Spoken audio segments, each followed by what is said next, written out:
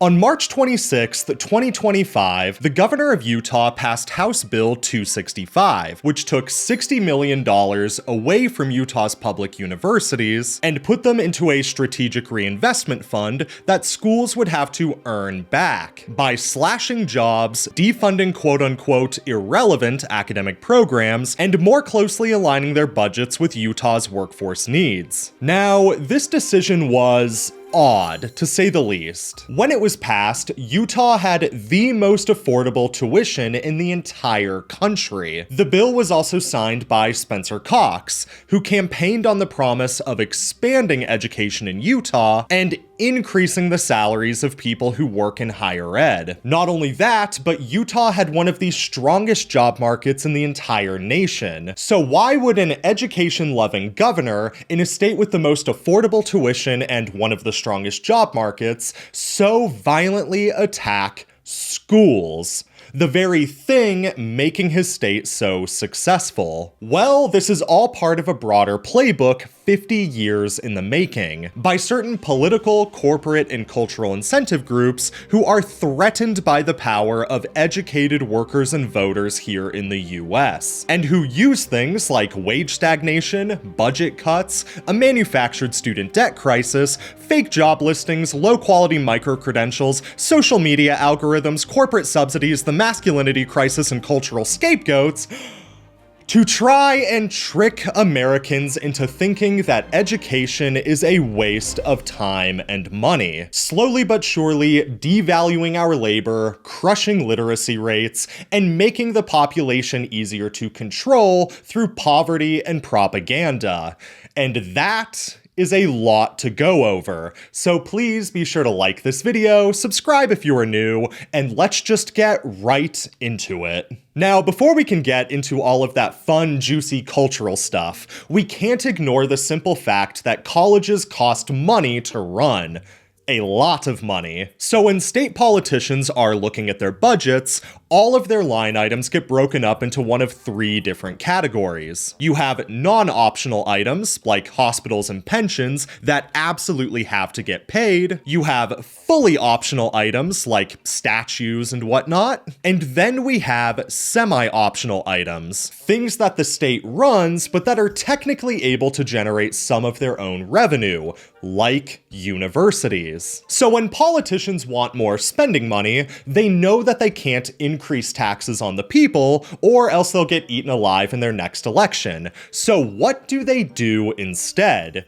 They force universities to raise tuition so that they can cover more of their budget costs internally, and the politician can look like a hero to their people for not raising their taxes while they were in office. Along with the bonus side effect that people tend to get angry at schools for high tuition rates and not angry at their elected officials who raised tuition to begin with. And so now that the people are mad at schools about tuition, you get to defund them even more, which makes schools even more expensive, which the people get even more angry about, and the vicious cycle goes on and on and on. But you'll notice that no politician ever tries to get rid of universities outright. And that's because there are clear financial benefits to states having their own colleges, particularly for things like innovation and workforce development that the private sector is historically bad at doing without government help. In fact, there's a whole thing about how so many of the things that we think of as corporate inventions today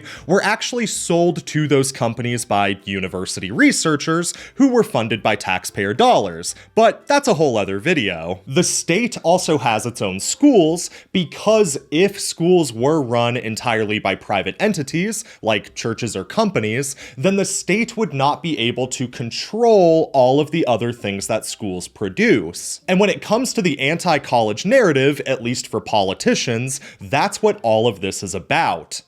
Control. We all know that anti-college politicians are not actually anti-college as a whole, and they will even admit to this. What they are actually opposed to are the aspects of college that make the people harder to control. They're opposed to liberal arts classes because those make voters better able to understand history and economics, which makes them less susceptible to propaganda. They're opposed to diversity, equity, and inclusion programs programs because those uplift people who overwhelmingly don't vote Republican. And when they defund those programs, they have to justify it by trying to trick rural white men like me into thinking that my fellow poor people are somehow my enemy. And I don't know about you guys, but the only foreigner that I've ever seen take away Americans' jobs and be a leech on taxpayers is Elon Musk. But I digress. We can't move away from tuition without first talking about the student debt situation in this country. Now you'll notice that I said student debt situation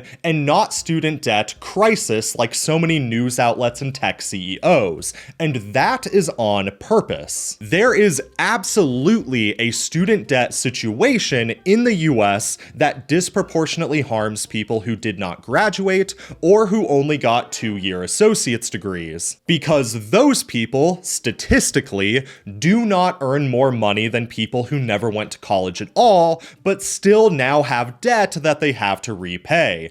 And that is a real problem.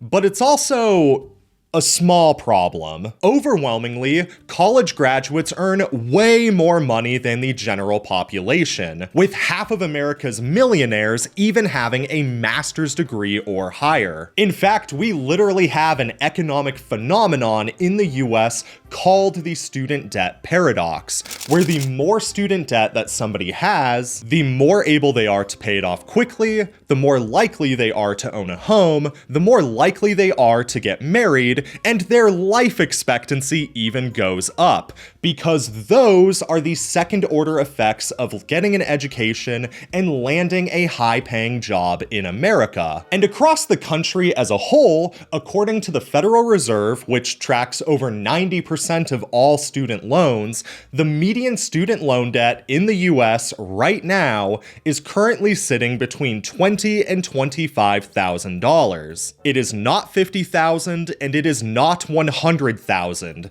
It is in the low 20s and is almost identical to the average debt that Americans carry on auto loans. In fact, total student debt across the entire country is also nearly identical to total car debt that we have here in the US, which doesn't inherently mean anything, but is really interesting when you consider that politicians, CEOs, and crypto dude bros on LinkedIn don't go around making posts about how much of an auto debt crisis we're in as a country, but they sure love to decry how much of a student loan crisis they think we're in as a nation, which is even extra ironic because unlike auto loans, student loans don't have to be repaid at a fixed rate. Let's say that you went out and bought a $100,000 car, and let's say you bought it at 5% APR with no money down.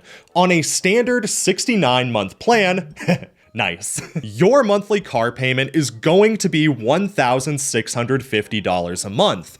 Period. It does not matter how much money you earn. And if you can't make your monthly payments, then some Italian Americans with a camera crew are going to show up and take your car away. However, Uncle Sam can't just come in and shadow heart you if you fail to make your student loan payments. And the federal government is not that interested in managing loans like a bank anyway. So instead of managing student loans like loans, student loans are managed like taxes. And this is an important distinction that many people ignore. On a traditional repayment plan, your monthly student loan payment is capped at around 10% of your discretionary income. So this is 10% of what's left over after you pay things like taxes and estimated living expenses, which they've got a whole process online for figuring out. However, that process is getting replaced by something called repayment assistance plans on July 1st of 2026, where instead of doing 10% of your discretionary income, they're going to be doing 0 to 10% of your gross adjusted income, along with longer term limits on loan forgiveness and further limitations on things like Parent Plus. Admittedly, in my opinion, almost nothing is changing from how it was before, and this is really just a politician pretending to do something while secretly doing nothing. But it's still good to keep these changes in mind. And I'm mostly bringing all of this up because student loans are probably the most valid criticism that the anti-college narrative group has today. So if you do want to dive deeper into that topic, I've got a members-only video on my channel where I break down all of the other data regarding the student debt crisis here in the US. But all that aside, I honestly find it embarrassing that the United States doesn't have tuition-free public universities yet. We literally have half of the planet's GDP within our borders, and yet we would rather our people be debt slaves than be educated. Almost like they refuse to make colleges tuition-free on purpose, even though everyone knows that we can afford it. But even so, all that being said, I am not convinced that the fear of student debt is a valid reason not to go to school in America if it's something that you want to do or if you're interested in a career that requires it. Depending on their degree level, college graduates still earn anywhere from 70 to 180% more on average than the people who don't go to school, and that gap only continues to grow after people turn 34, which, over your lifetime, adds up to millions of dollars more than workers who didn't go to college at all. And yes, there is this overlap in the population where a percentage of people who never went to school earn more than some people who got a bachelor's degree. So if somebody doesn't like school, or if they want to go into a career that doesn't really require a degree, like the trades, then awesome. You can totally skip college in the US and still be financially successful. Heck, you might even make more money than somebody with a degree. But please realize that that overlap is incredibly small. And like I said before, half of millionaires in the US self-report having a master's degree or higher. We're not just talking one college degree here, but multiple. And 70% of millionaires in the US are not even entrepreneurs. They are employees who work for somebody else, because that is the lived reality of the overwhelming majority of wealthy people in this country. But that does not at all align with the narratives that political, corporate, and cultural incentive groups push online. So I just want you to realize that whenever you see people claiming that the key to success is skipping college to become an entrepreneur, that they are not telling you the whole truth about wealth in America, and that what you are seeing is most likely propaganda. Rich people want Americans to be obsessed with the idea of entrepreneurship,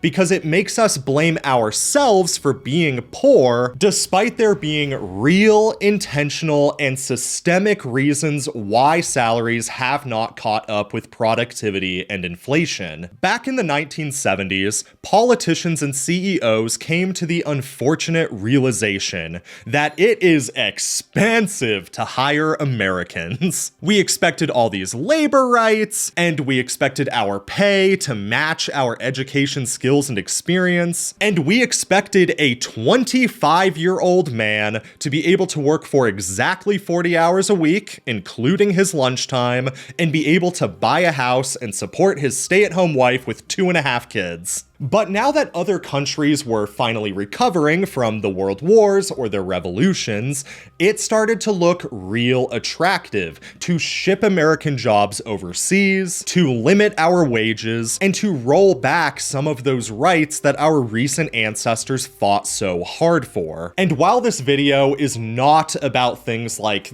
outsourcing of jobs or the destruction of manufacturing in the US, that story is fundamentally related to the reason why corporate incentive groups are so anti-college. And that's because they do not want to pay American workers a fair and livable wage. I don't know how to break this news to you guys, but US corporations have not practiced free market capitalism for a long time. Now let me be clear, I am not pushing any particular ideology with this video, but just helping you realize that if companies truly worked under free market capitalism, then wages would always have to be tied to cost of living and productivity, because workers would not and could not work full-time at a job that does not provide them with enough money to pay their rent, feed their kids, go to a doctor, own a car, and so on and so forth. But that's not the America we live in. Millions of Americans supplement their below cost of living wages with things like Section 8 housing, SNAP benefits, and Medicaid, meaning that we live in a country where the taxpayer dollars of working class Americans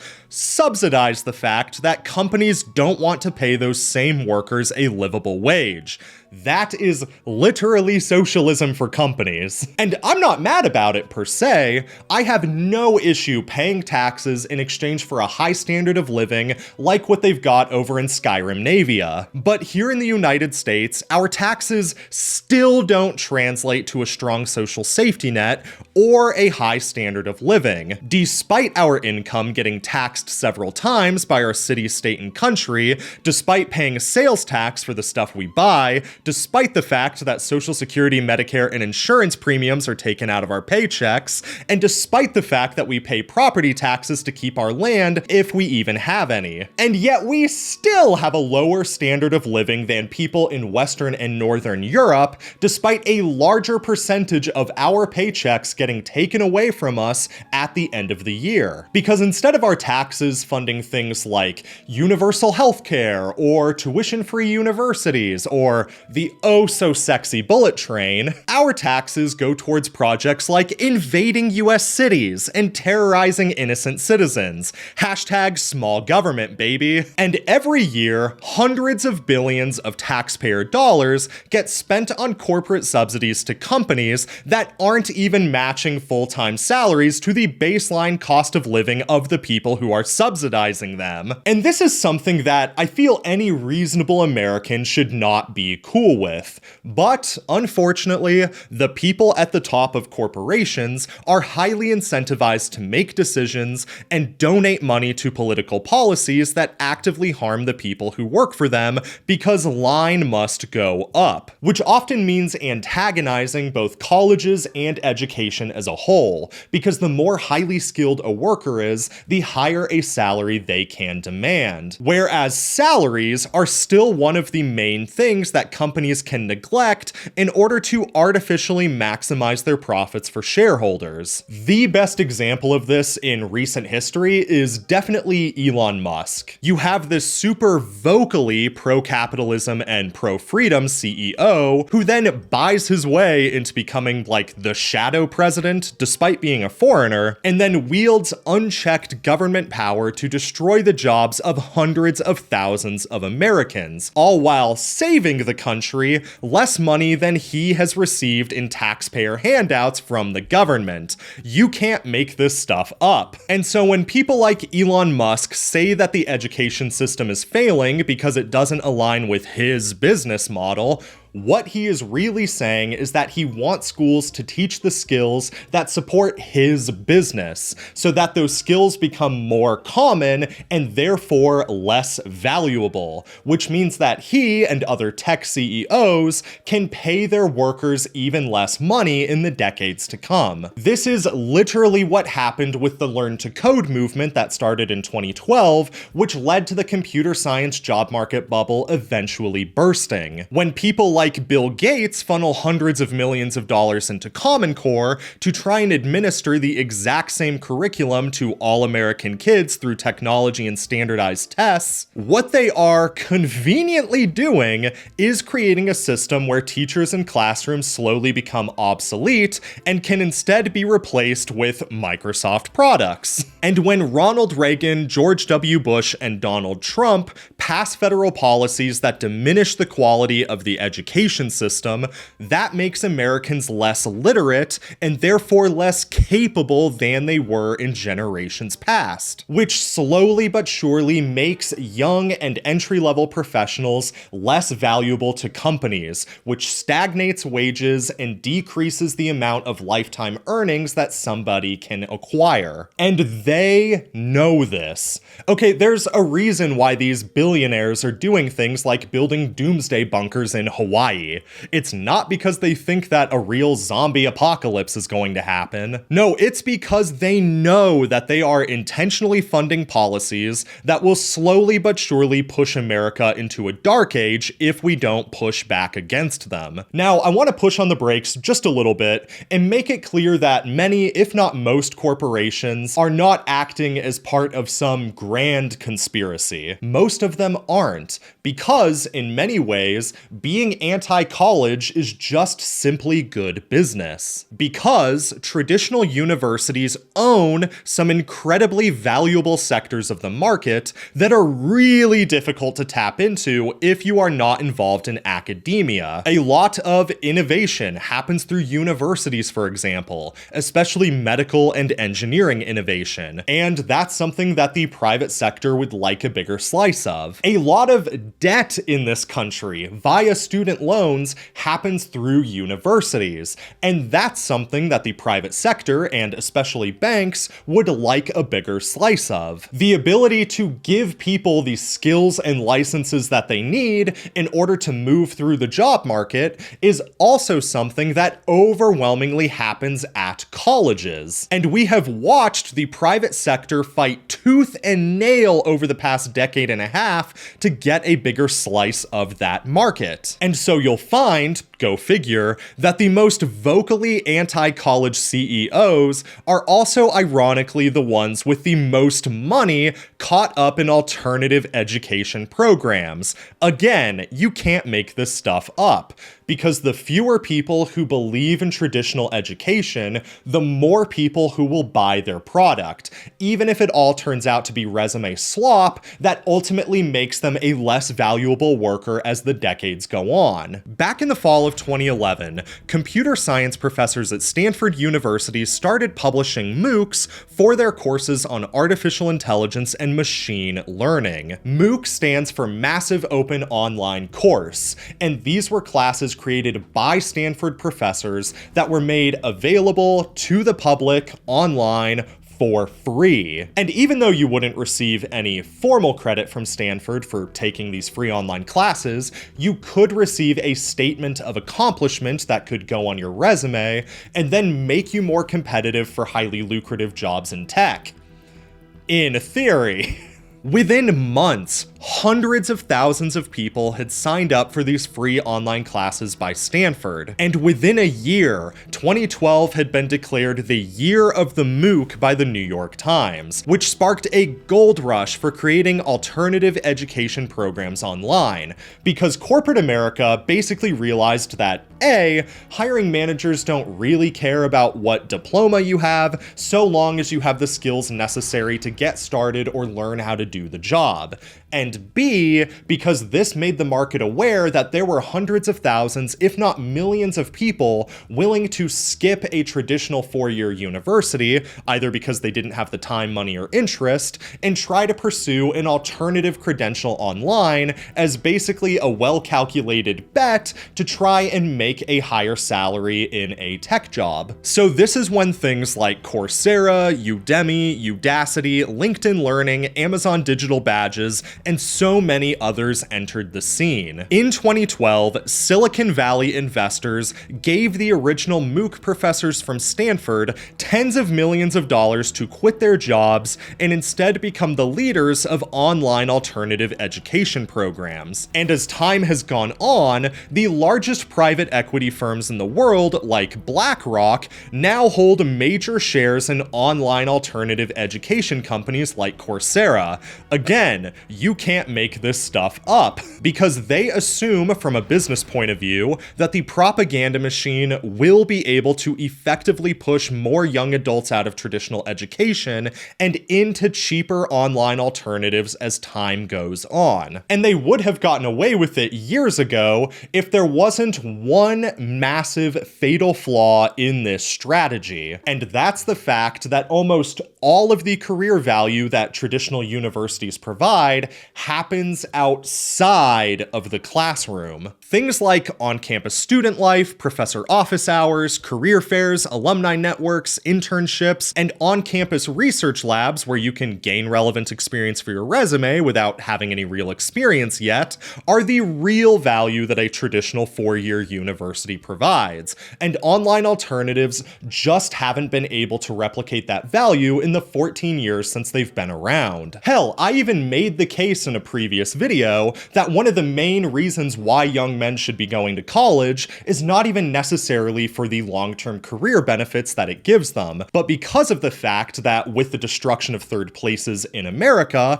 that colleges are now becoming one of the most reliable places to get married and make lifelong friends. I'm about to turn 30 years old, and I still get dinner with my college friends once or twice a week, even a decade later. My wife and I have been together since we were 21 years old because we met in college. And so if I had stayed in rural northern Nevada and continued to work at a copper metal recycling plant outside of Silver Springs, I'm not entirely convinced that I would have the standard of living that I have today. In fact, I think I would probably be a broke, angry incel. And so while I know that this point in particular won't resonate with a subset of people watching who, just have different priorities, it's still important to keep in mind that college is, ironically, becoming one of the only pathways left in order for more middle American or more impoverished people to see upward social and economic mobility. That being said, I do have to push back on myself a little bit because I'm getting increasingly nervous about how long those social benefits are even going to last. Because, unfortunately, the bureaucrats who work at public universities are trying really hard to create their own online alternative programs to stay competitive, all while defunding the things that make the traditional college experience valuable and great. And I know this better than anybody else because my team literally received a national award for doing this better than almost any other university. But when I was a student at Utah State University back in 2014, we would literally make national news because of how spirited our campus was and how fun it was to go to club or sporting events. But over the past decade, I have watched that school spirit slowly die off as the school faced numerous scandals and Utah's anti-college government continued to defund programs that they deemed unessential to workforce development. And now the school can hardly make any positive changes at all because they are under so many audits and investigations. Like most recently, we had a woman named Elizabeth Cantwell come from out of state to become USU's new president. And within less than a year, she quit working at Utah State University to become president of Washington State University instead. Yet during her short tenure at USU, it's reported by news outlets that she spent $320,000 to renovate her office, $184,000 on furniture, and bought a $750 bidet, a golden mace, a bulletproof Pope-mobile golf cart, personal SUVs, and an apartment in Salt Lake City. Again, you can't make this stuff up. And so even I see that stuff, and I sometimes get this feeling of like, oh my god, is higher education actually collapsing around me? And that's a feeling that's only made worse when schools try to compete with venture capitalists in order to create so-called micro-credentials, instead of leaning into the very things that schools have been able to master for for centuries, like internships, career fairs, a liberal arts curriculum, and alumni hiring networks. They are literally playing right into the billionaires' hands by embracing all of these resume slot programs and trying to implement a bunch of ineffective AI tools, allowing tech-driven and shitification to seep its way into academia. And trust me, I get it. Fighting against tech-driven and shitification in academia is very much an uphill battle. And I've seen this firsthand. For about half a decade, I was super involved in a professional organization called the Mountain Pacific Association of Colleges and Employers, where we would do some webinar series throughout the year to talk about changes in the job market, and then get together for a week every December in order to share new ideas. Awesome organization with some of the best conferences that I have ever been to. But as you can imagine, putting on an amazing conference costs a lot of money, and that's money that you probably aren't going to get from membership dues alone. So what they would do is they would rent out these banquet halls for companies to pitch their EdTech products to us as we would walk between conference talks. But almost all of these EdTech products, in my opinion, hashtag back off lawyers, this is my opinion, I do not speak for MPAs. A lot of these EdTech products just sucked. We would get bombarded by resume reviewing tools, mock interview platforms, alternative online job boards, and a lot of other dog shit products. And after we would spend a couple $100,000 taxpayer dollars on each of these products, the students, go figure, wouldn't like them and they wouldn't use them. And what made this even harder and arguably more embarrassing is that these products were being purchased by tech illiterate provosts who didn't really understand why students hated them so much, because they just couldn't wrap their head around why these products weren't good. But you know what actually is good at doing things like resume reviews and mock interviews and helping students secure professional full-time jobs or internships? Me! And the thousands of other career services professionals who have spent years, if not decades, researching, consulting, and teaching about the job market. People that universities have had working for them for years that they continue to defund and deprioritize, despite being one of their biggest long-term moneymakers for the institution.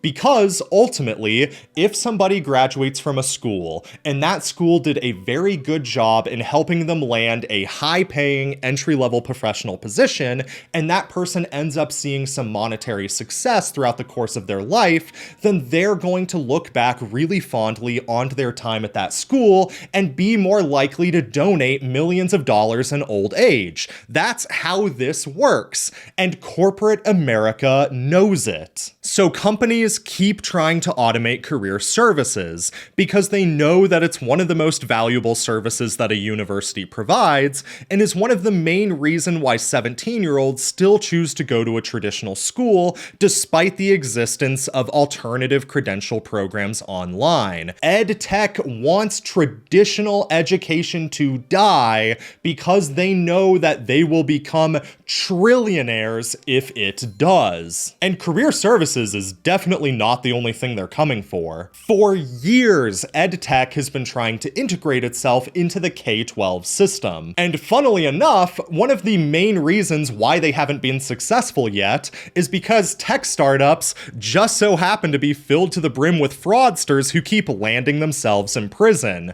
Again, you can't make this stuff up, and it would be genuinely hilarious if it wasn't actively harming our children. Like, back in 2021, for example, you had this big push towards EdTech in schools because we had integrated all of these temporary social distancing laws. And so you had cities like Las Vegas openly declare that they were ready to drop $70 million on EdTech platforms, opening the floodgates to an unfathomable wave of sales pitches, phone calls, and predatory behavior from tech companies wanting a slice of that pie. And now, a few years later, we realize that these new programs didn't even really help children at all, and all it really did was make them even bigger dopamine addicts, funneled a bunch of private data about their families to tech executives, and further deepened the surveillance of children in our schools. And then you had places like Los Angeles Unified School District do something really similar, where they gave $3 million to an AI startup called All Here so that they could provide their students with virtual assistants for some reason, only for that company to be revealed as a fraud, going under, and sparking outrage from the community about school districts spending millions of taxpayer dollars on fad programs that don't work. Stuff like this has been going on for years. Bill Gates spent $200 million on Common Core, which turned out to be a failure. And even before EdTech, you had all kinds of cult-like movements spend millions of dollars to innovate the school system, only to be revealed as fraudsters themselves. Everything from learning styles to a lot of mindfulness programs to personality assessments have been revealed to be pseudoscientific scams years after they were adopted. Heck, some of these programs, like Waldorf schools, were even started by literal cults, and are almost directly responsible for things like Atlantis conspiracy theories in America today. But what's so scary about EdTech specifically is not so much that they're making literacy worse. I think a lot of schools and governments are privy to the fact that we need to bring back phonics and have students read actual books as opposed to just excerpts. No, what's so scary about EdTech is how much it deepens data mining and is using dopamine manipulation tools to teach our children. I don't know if you've been in a school recently, but almost all of the tools that kids are using now in order to gamify their learning use the exact same dopaminergic manipulation tactics that are used by casinos. Things like Classcraft, Quizlet, and even Duolingo have faced a ton of scrutiny over how much they're using gambling tactics like streaks, gotcha rewards, badges, leaderboards, and points to emotionally manipulate students into caring about their studies, which is admittedly all part of a broader gambling problem that we have with technology in the States today, particularly when you look at things like sports betting and gotcha games. But again, that's a whole other topic. When it comes to dopamine manipulation and the broader anti-college narrative, I think we really need to take a second and acknowledge what is probably the greatest anti-college force of them all: the algorithm. The anti-college narrative is so strong online because it provides exactly what the algorithm wants. Because in the world of marketing, the two most powerful tools you have in order to capture and retain people's attention are boobs and resentment. When we look at the actual data, it looks almost obvious to us that student debt is still very much worth the cost, that college is a great place to develop both professionally and socially, and that college is still one of the most surefire pathways to upward economic mobility. But those are just statistics. Even if 95% of your population is happy and flourishing, that still means that 1 in every 20 people are not happy and flourishing. There are still people out there who got $100,000 in student debt for art history degrees who now work at Starbucks and will forever be trapped in poverty because of their degree. Like, these people do exist. There are people out there who had a terrible time socially in college and who were met with nothing but bullying and rejection. There are people out there who dropped out of college because their career fairs did not provide relevant companies for their major. Even if these people are statistical anomalies, they're still real people. And their stories of anger and resentment are absolute catnip to the algorithm because it captures people's attention, keeps them on the platform longer, and makes them more likely to purchase products that they see in ads, like ads from those companies offering alternative credentialing programs. And on its own, that is not malicious. The algorithm is not some real person behind the scenes actively pushing pushing anti-college content because they want to destroy Western civilization. No, the algorithm pushes what it does because it keeps people on the platform longer. There is really no conspiracy behind it, it's just good business. But where things do swerve into conspiracy territory, however, is when a subset of the ruling elite start to weaponize your pain and resentment in order to push their own societal agendas. I'm not going to sugarcoat things. It has become really hard to be a good man in America today. It's hard to find a respectable and well-paying full-time job. It's hard to date because third places are vanishing and dating apps are intentionally designed to not work. It's hard to own a house. It's hard to pay for things like weddings and daycare in your late 20s when society expects you to be doing those things. And in America specifically, it's really hard to stay in shape and even feel manly. That's why half the men that you know hide their bodies with hats, beards, sunglasses, and sweatshirts, because we feel this internalized shame about not being the person that we think society wants us to be. And that disconnect fuels a lot of the resentment that politicians and tech CEOs know that they can take advantage of. They're able to say, hey, see those Mexican guys over there doing construction? They're taking blue-collar jobs away from you. Even though many of those guys are actually impoverished laborers themselves, barely able to get by. They'll say, hey, see those women out there earning more money than men in big cities? That's because feminism and DEI stole the job market away from you, which again is bullshit.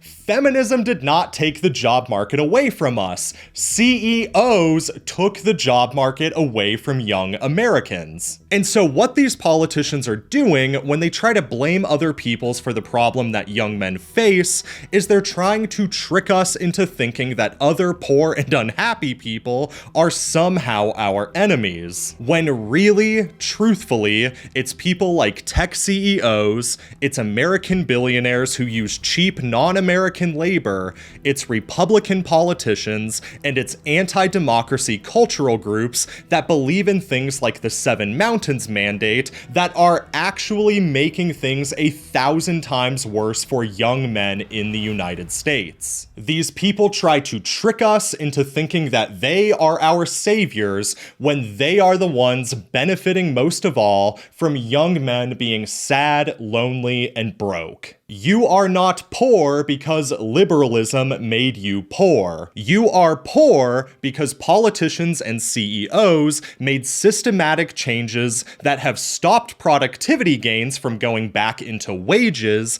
and instead allowed productivity gains to be pocketed by corporate executives. That is it. That is the only reason that young millennials and Gen Z are 3 times poorer today than baby boomers. It's not because we're lazy, it's not because we're woke, and it's not because college is no longer a valuable investment. We are poor because wages have not kept up with productivity and cost of living in this country. It is not and has not ever been about left versus right.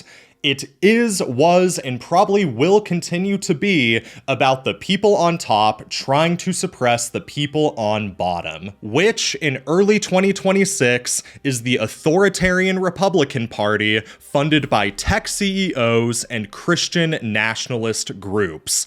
Those are the people on top right now, and they are the reason why you are still poor. And now that the American middle class has eroded away, and young Americans are choosing to be less educated than they did a generation ago, the people who have wealth and influence today are simply preparing for what comes next. They are preparing for a future in which wealth is mostly passed down through families, in which careers are mostly gained through personal networks, and when the biggest factor that limits moving between social classes is, once again, traditional education. Look, people use a lot of different names for what's going on socioeconomically in the US today. Some people call it techno-feudalism, others call it oligarchy. But regardless of what term you choose, it is clear that we are in the process of creating a neo-aristocracy in the United States of America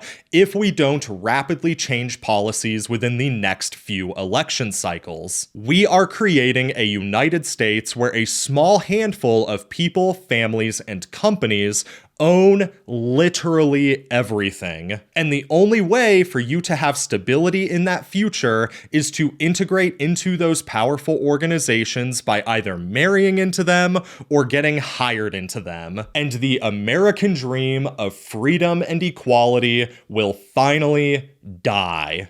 Now, obviously, that's not something I want to see happen, and I'm fairly confident that the majority of rich people don't even want to see that happen either. But that world is what benefits the small handful of people who hold authoritarian power over the United States and can get away with quite literally any crime because they are too rich and powerful to take down using the usual cancel culture and peaceful dialogue tactics. They simply do not care that we know they are files. And so the only way to stop this moving forward is to stand up with your communities and when the time comes to vote for politicians who support policies that help the people as opposed to fellow politicians and billionaires. But we've still got a hot minute before that can be realized. So in the meantime, I would just like to encourage anyone watching this video